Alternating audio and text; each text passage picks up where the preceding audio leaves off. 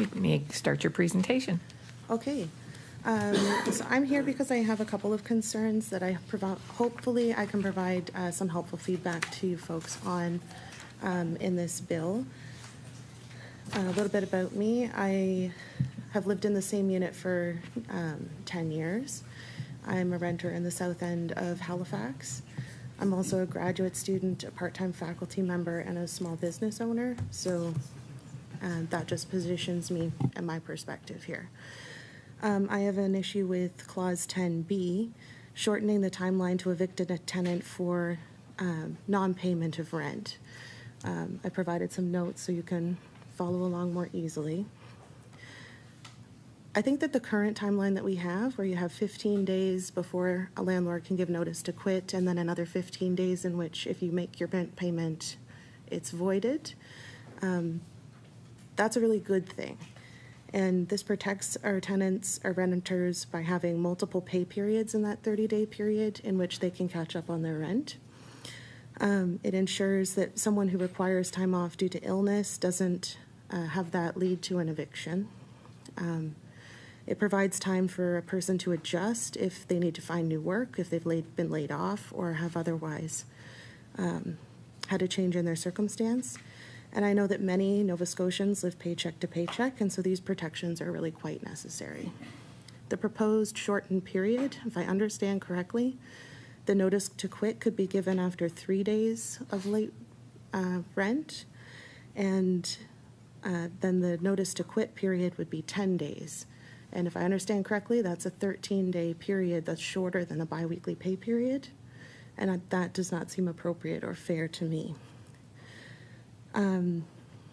Eviction for non-payment really should never be less than a person's pay period. That could lead to a situation where someone's been evicted from their unit even though the next day they have enough to cover their month's rent. And again, many Nova Scotians are also paying more than 50% of their income on rent, and in a situation like that, it seems reasonable that someone would need 2 paychecks, for example, in a biweekly pay cycle in order to cover that month's rent. My second issue is with Clause 12A, the addition of allowing evictions for repeated late rent payment. I don't think this is a good idea, in part because I think it unfairly penalizes folks with unstable incomes or with lower incomes. Again, because that adjustment in payday relative to the first of the month is going to cause problems for folks. Under the current rules, if they can't make their rent by the month's end, they still can be evicted from the unit, which seems it is what it is right now. But that's better than losing your unit because you haven't been able to pay by the first more than once. Some reasons that could happen is if their biweekly pay cycle comes after the first of the month, they have an illness that leads to lower pay on one particular pay cycle and need an additional pay to make their rent. And also students who are not receiving their student loan funding on time, for example, for September or January's rent, could have an issue there as well. The wording in this bill is also ambiguous about what period a landlord could use when applying to evict someone for late rent payments. For example, in my reading, it was unclear whether or not my landlord, for example, could look back and see that in the 10 years I've lived in that unit, I may have paid my rent late more than once.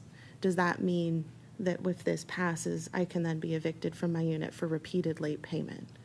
There doesn't seem to be clarity so far on the time period that a landlord could look in. You know, is it 2 late payments in a 12-month period? Is it more than 2 ever? That seems like the longer someone's in a unit, the more likely it is that your landlord could apply for an eviction, and that seems unclear. And lack of clarity in a law is never a good thing, to me. Also, allowing eviction for late rent payments, I think, is not necessary. But some reasons why you may be considering it would be to cover fees associated with late rent payments. If this is the case, then you could legislate a late fee, for example, which could offset that cost for landlords and make that situation a bit more fair. And another situation where this might be applicable is in a small renter. For example, if someone is renting a space in their own home and they need that rent payment in order to pay their mortgage, and not receiving that rent on time is putting their mortgage and their home ownership in jeopardy, that's a reasonable situation, I think, for an eviction if both people are going to lose the house or one person loses the house. That seems more reasonable, but that's a really narrow case. In the situation we have, in my case, a large company owns my building, and if any of my neighbors or myself needed to pay their rent late, it seems more than fair for there to be a late payment fee, but it does not seem at all fair for us to be evicted, especially when, for example, in my case, being in the unit I'm in for so long, my rent is substantially lower than my neighbors.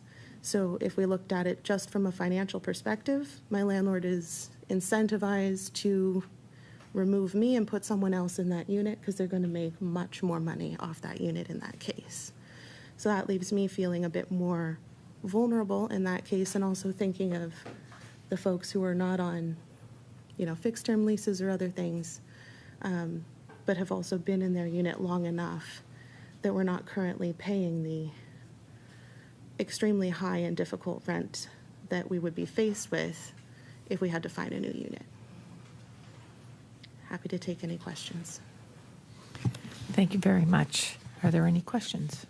I recognize Emily Lachance. Thank you for coming in today and sharing your experience, but also really walking us through some very practical implications of what's being proposed.